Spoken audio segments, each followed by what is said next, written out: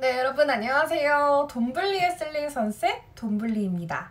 저는 지금은 계속 말씀드렸지만 부동산에서 일을 하고 있습니다. 고급 주택을 전문으로 이제 중개업을 진행을 하고 있는데요. 사실 제가 정말 많은 일을 좀 해봤거든요. 직업을 너무 많이 바꿨어요.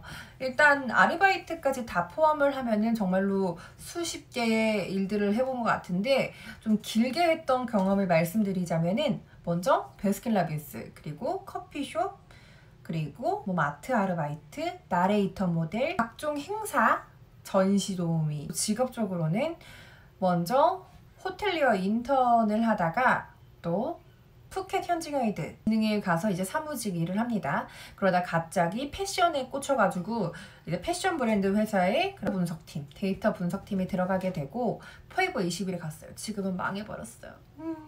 들어가게 되고요. 그 다음에는 갑자기 나는 CS 강사가 돼야겠다라는 생각에 강사를 합니다. 인사팀에도 한번 있어봤고요. CS 매니저까지 해봤다가 말하는 걸 너무 좋아해가지고 나는 쇼호스트를 해야겠다라고 했는데, 사실 이 쇼호스트가 방송 경력이 굉장히 많이 필요한 것 같더라고요. 나중에 또 쇼호스트 준비생분들을 위해서 이것도 한번 찍어볼게요. 그리고 그래서 이제 방송 경력을 쌓기 위해서 아나운서 학원을 다니다가 아나운서 일을 시작했고요. 그리고 MC 일도 하게 되었습니다. 지금은 제가 목소리 상태가 조금 좋지 않지만 그때는 좀 괜찮았거든요. 아무튼지 이렇게 많은 일을 해왔습니다. 오늘 영상을 찍는 이유는 사실 20대 초반이나 그리고 고등학생분들, 꿈을 꾸시는 많은 분들이 나는 무슨 직업을 가지면 좋지? 라는 생각을 많이 하실 것 같아서 이렇게 영상을 좀 찍어봤고요. 오늘은 그 1탄! 바로 푸켓 현지 가이드 편을 알려드리도록 하겠습니다. 짠! 네, 현지 가이드 편, 또 푸켓이라고 하니까 좀 시원하게 옷을 갈아입고 왔어요. 네, 어떻게 보면 또 하나의 썰 느낌으로 들어주셨으면 좋겠습니다. 먼저 가이드 혹시 하고 싶으신 분 계신가요? 왜요? 나는 낭만적으로 꿈을 쫓을 수 있을 것 같고 고객들과 소통을 하고 이럴 수 있을 것 같으신가요? 물론 그런 가이드 분들도 많습니다. 저도 처음에 제가 가이드를 하러 갔던 게 그런 분들을 보고 저희 가이드님이 너무나 괜찮으신 분이었거든요. 그래서 나 가이드 해야겠다. 대박. 생각을 해서 가이드를 하게 됐어요. 제가 20살 때 친구와 함께 태국 푸켓으로 여행을 가게 됩니다. 그때 당시에 이제 하나투어 패키지 여행 굉장히 저렴한 거 39만 9천 원짜리인가를 타고, 아니 59만 원짜리인가? 39만 원이면은 대한항공을 타줄 리가 없거든요. 아무튼간 59만 9천 원? 요 정도 금액대의 거를 타고 대한항공 비행기를 탑승을 해서 친구와 함께 패키지 여행을 가게 됩니다. 딱 첫날이 되니까 거기 가면은 딱 간판을 들고 하나투어입니다 이렇게 소리를 지르고 있어요. 그러면 거기서 이렇게 하고 만나가지고 가는 거예요. 근데 저희는 단체 관광이기 때문에 사람이 굉장히 많았고, 제가 거기 가이드 선생님을 보고 솔직히 조금 반했어요. 왜냐면은 너무 매너도 좋으시고 너무 괜찮은 거예요. 그리고 그 직업 자체가 사람이 좋아 보이니까 왜 그 직업이 다 괜찮아 보이는 느낌 뭔지 알아요? 가이드에 대해서 솔직히 꿈 하나도 없었거든요. 근데 그분을 보고 나서 갑자기 이렇게 생각이 든 거예요. 그래서 가게 됐어요. 어떻게 가게 됐냐면 마지막 날에 선생님 저 가이드 하고 싶은 것 같아요. 그랬더니 그러면 말해놓을 테니까 지원해서 들어와 이러시는 거예요. 그래서 어떻게 하면 되는데요? 했더니 그냥 이메일 보내 라고 해서 진짜로 한국에 오자마자 하나투어 검색해서 그 푸켓에 계시는 그 인사팀 과장님한테 메일을 보냅니다. 저는 20살인데요. 제가 지금 너무 가이드가 되고 싶습니다. 이렇게 탁 해가지고 보냈어요. 이력서랑 함께. 그랬더니 갑자기 진짜로 이력서 보내니까 연락이 오시는 거예요. 그래서 티켓을 회사에서 끊어주시고 저는 바로 학교로 휴학을 하고 하나투어로 달려갑니다. 그렇게 딱 도착을 했는데 20살인데 얼마나 겁도 없었죠. 솔직히 부모님들 다 반대하시고 너 이럴 거면 나가서 죽어라 이렇게 걱정되시니까 하셨는데, 저는 누구보다 잘 살 자신이 있어서 가게 됩니다. 푸켓에 탁 가게 됐는데, 아니 저랑 같이 갔던 동기가 한 5명 있었어요. 잘 지내고 있지 않니 오빠들? 아무튼 지금도 꾸준히 연락을 하고 있는 너무나 그런 동기애가 굉장히 투철한 가족 같은 존재로 지내고 있습니다. 그래서 이야기가 딴 데로 새는데, 그렇게 가게 됐어요. 그런데 너무 솔직히 진짜 군기가 엄청 세요. 저 지금까지 되게 여자들 사이에서 있으면 사실 약간 좀 텃세 있고 이런 데 많잖아요.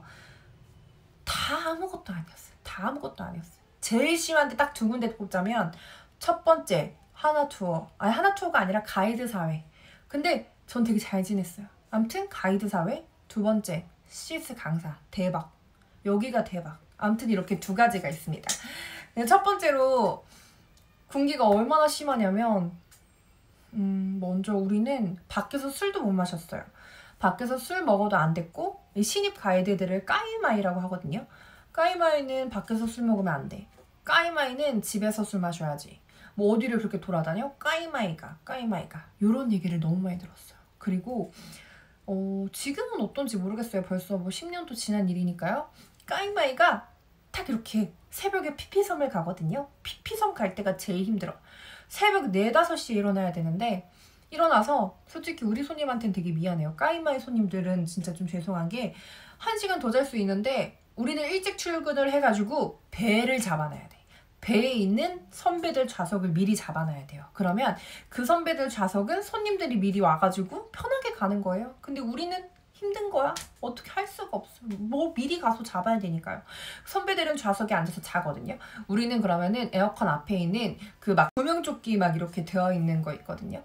거기에 구명조끼 되어 있는 거를 가가지고 구명조끼를 얻어와요. 아니 구명조끼가 막 쌓여져 있거든요. 거기서 이렇게 누워가지고 쪽잠을 자는 거예요. 근데 이 쪽잠을 잘 때 막 뭐가 이렇게 슬금슬금 막 올라온다? 근데 되게 따가워. 근데 그게 알고 보면 바퀴벌레. 태국 바퀴벌레 진짜 한 요만하거든요. 요만한데 이게 슥슥슥슥 막 올라와. 막 그러면 너무 따갑고 너무 아프고 뭐 그랬던 기억이 있고요. 또 이렇게 보니까 뭐 단점만 말하는 것 같은데 장점도 너무 많아요. 일단 단점부터 말할게요. 너무 근데 제가 가이드에 대한 그 좋은 기억도 많지만 좋은 기억은 사실 친구들이랑 너무 같이 왔던 가이드 친구들이랑 너무 재밌게 놀았던 거, 언니 오빠들과 정말 친하게 뭐 힘든 그런 희노애락을 함께 하면서 쌓아온 그런 우정과 전투에 이런 것들이고 정말 좀 안 좋았던 기억이 제일 좀 많았던 것 같아요. 근데 제가 가이드 생활에 제일 좀 회의를 느낀 게 뭐냐면 저는 처음에 분명히 나는 이렇게 정말로 고객들한테 너무나 좋은 곳을 안내해주고 행복함을 선사해줘야지 라는 생각이 있었지만 아시는지 모르겠지만 가이드라는 직업 자체가 월급이 없습니다. 기본급이 아예 없어요. 그래서 다 그냥 내 돈으로 해야 되는 거예요. 차 빌리는 거. 차를 타고 다니시죠? 여러분들 되게 막 신나게 차 타고 다니셨잖아요. 버스, 뭐 봉고차 등등등. 그거를 내가 돈을 내야 되는 거예요. 그러니까 손님들이 근데 뭐 옵션도 안 하고 쇼핑도 안 해? 그러면 나는 며칠 동안 잠도 못 자고 일을 했는데 내가 오히려 돈을 내야 되는 거예요. 근데 차값이 만만치가 않아요. 봉고차 금액 뭐 만만치가 않은데 그 돈을 내고 내가 일을 해야 되는 거니까 미친 듯이 옵션을 하게 되고 미친 듯이 쇼핑률을 높여야 되는 거예요.